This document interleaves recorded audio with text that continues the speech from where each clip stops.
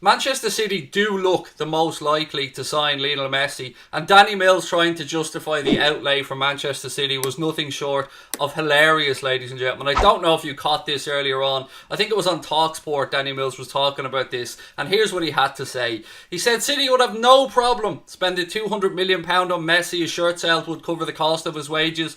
Not wouldn't, Danny.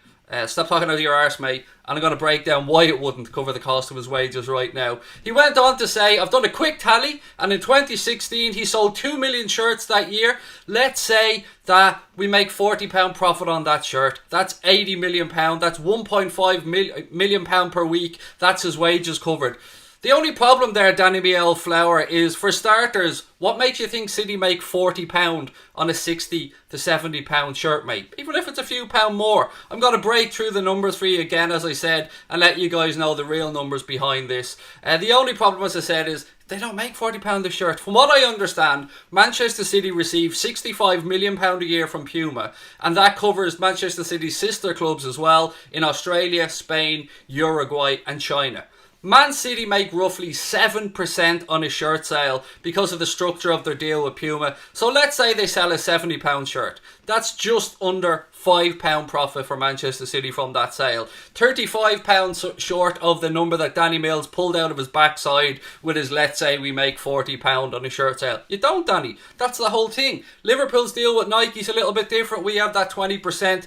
But Manchester City, as far as I'm aware, just get the 7% because of the guaranteed £65 million. Now look, let's call a spade here, folks. If City do sign Messi, firstly, fair play. But let's not pretend that they can afford him, and let's not say that it will fall within the parameters of FFP. That's a joke. We both know, we all know, if Manchester City sign Messi, how they're going to fund it. You know it, I know it, Danny Mills really knows it, Sky and all the media who are trying to hype this up know it as well. It isn't going to be within the parameters of FFP. It'll be Manchester City once again sticking two fingers up to FIFA and doing whatever the hell they want. Now, City have already spent around £82 million in this window by signing Ferran Torres, Ake and Kabore, and adding Messi to that will somehow make it a financially viable window for them.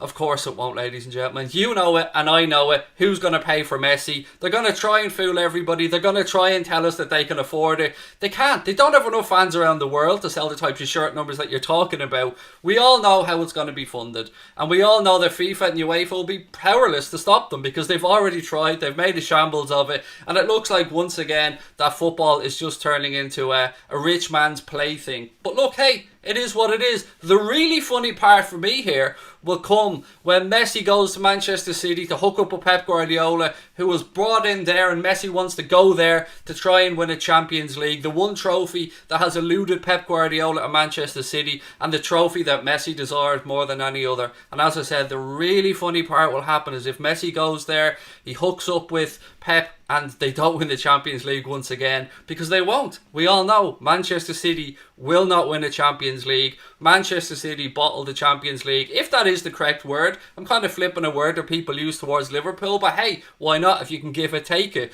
So Manchester City will not win the Champions League, with or without Messi. It's not going to happen, so let's just wait and see.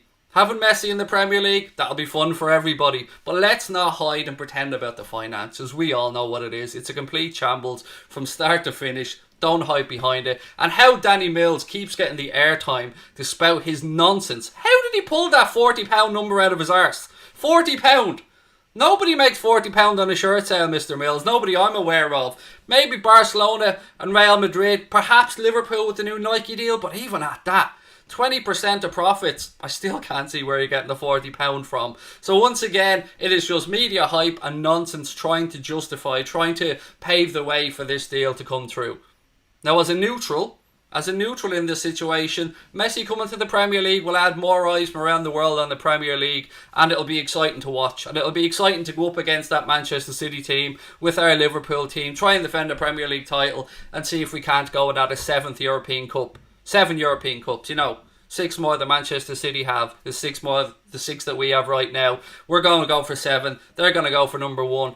And I guarantee you, we're far more likely to get our hands on that European Cup than Manchester City will ever be. So that's my take on the whole Messi situation and the Danny Mills nonsense. But I want to go over to you guys in the chat before I get stuck into some more Liverpool transfer news.